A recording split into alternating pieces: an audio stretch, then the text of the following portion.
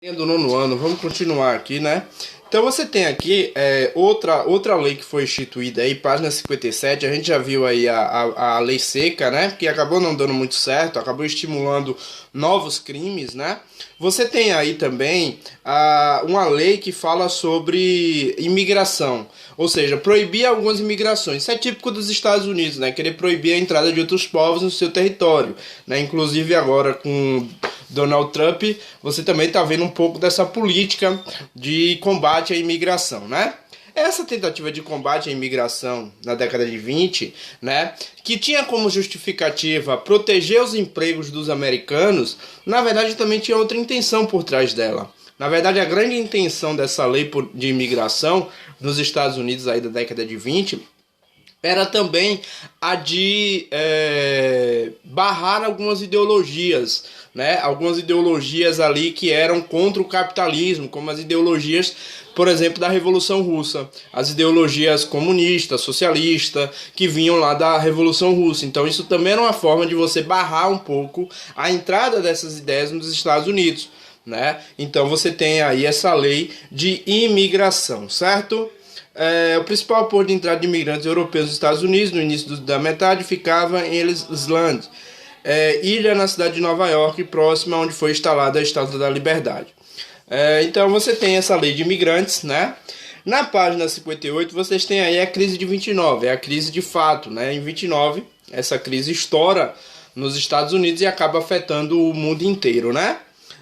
Durante a década de 1920, com a facilidade da obtenção de crédito para adquirir as últimas novidades do mercado, os Estados Unidos vivenciaram um grande aumento do consumo. O crescente lucro resultante da compra e venda de ações nas bolsas de valores e a especulação imobiliária. Aí a gente está vivendo aquela etapa do capitalismo, o capitalismo financeiro, né, que inclusive para muitos a gente ainda vive até hoje, que é aquela da especulação, da formação das bolsas de valores, né, das instituições bancárias e as bolsas de valores, né, é aquela questão da especulação imobiliária, né? Ou seja, especulação, também isso aí é a questão das bolsas de valores, né?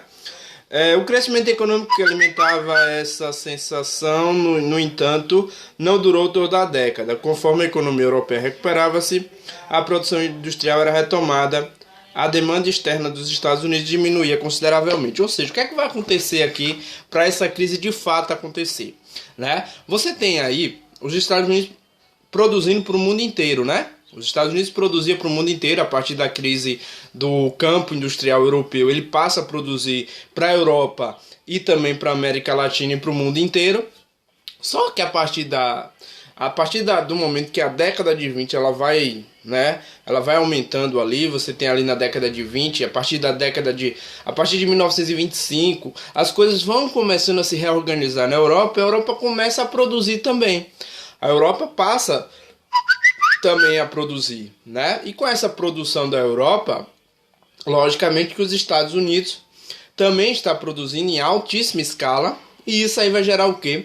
Vai chegar um momento que vai se produzir tanto, mas se produzir tanto que não vai ter para quem vender. Não vai ter mercado consumidor suficiente para tanta produção e para tanta mercadoria. Porque os Estados Unidos estão produzindo em alta escala e a Europa está voltando a produzir. Por isso que a gente vai dizer que é uma crise de superprodução. Você produz demais, não tem quem compre, logicamente o preço recai, né? O preço diminui a partir do momento que você produz muito e não tem para que vender. Lei de oferta e demanda. Quanto mais oferta você tem, o preço cai. Então isso leva a uma crise aí de proporções mundiais, que se inicia nos Estados Unidos, mas que estoura no Brasil ou no mundo inteiro, inclusive aqui no Brasil. Certo? A dificuldade econômica gerada por esses fatores começou a ficar evidente em julho de 1929, mas a crise se tornou alarmante em 24 de outubro daquele ano, na chamada Quinta-feira Negra, né? Mais uma associação ruim aí, né? Mais uma associação racista aí também que a gente vai ter, né? Por quê?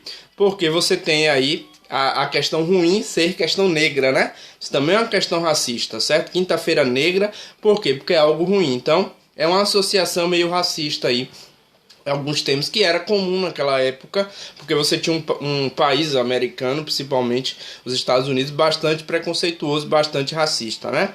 Então a Quinta-feira Negra, gente, a quinta-feira aí que foi uma quinta-feira onde muitas pessoas, muitos empresários que entraram em crise, que quebraram, que faliram com a crise de 29, acabaram se suicidando, né? Foi um grande número de pessoas que se suicidaram nesse mesmo dia, por isso esse termo aí utilizado, né?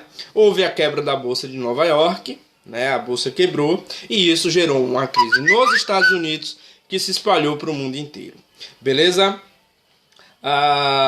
Aqui fala aqui, a crise dos Estados Unidos espalhou-se rapidamente pelo mundo. Além de frear seus investimentos no exterior, o país diminuiu de forma drástica as importações, o que afetou diretamente a economia de nações com as quais mantinha relação, inclusive o Brasil.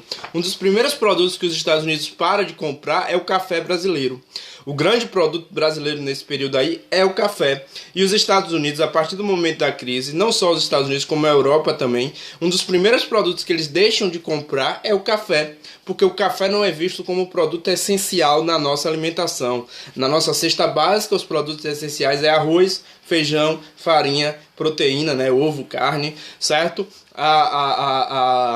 O café não é um artigo considerado essencial numa cesta básica. Por isso que os produtos, os principais países que compravam na mão do Brasil deixam de comprar o café brasileiro, certo? Isso vai gerar uma crise aqui no Brasil também, certo? Aqui a gente diz a saída para a crise, né? Que é a página 59. Nas eleições presidenciais de 1932, a primeira após a crise, os republicanos lançaram Herbert Hoover como candidato à reeleição, enquanto os democratas sustentaram a candidatura de Franklin Delano Roosevelt, muito famoso presidente americano.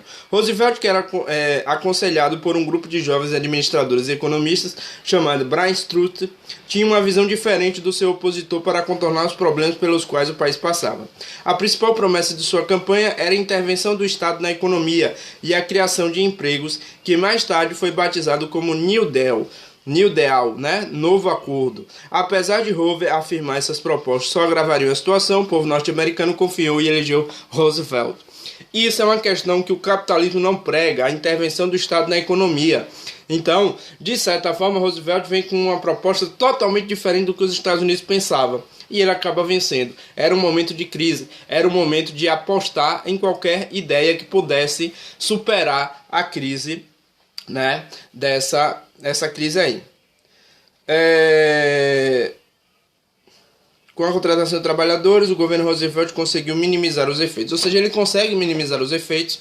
Ele cria grandes obras públicas, né? Isso aí, o Estado bancando isso, então a estatização da economia, e ele consegue, a partir disso, então, consegue reativar um pouco a economia americana. Beleza? Façam a atividade da próxima página aí, ok?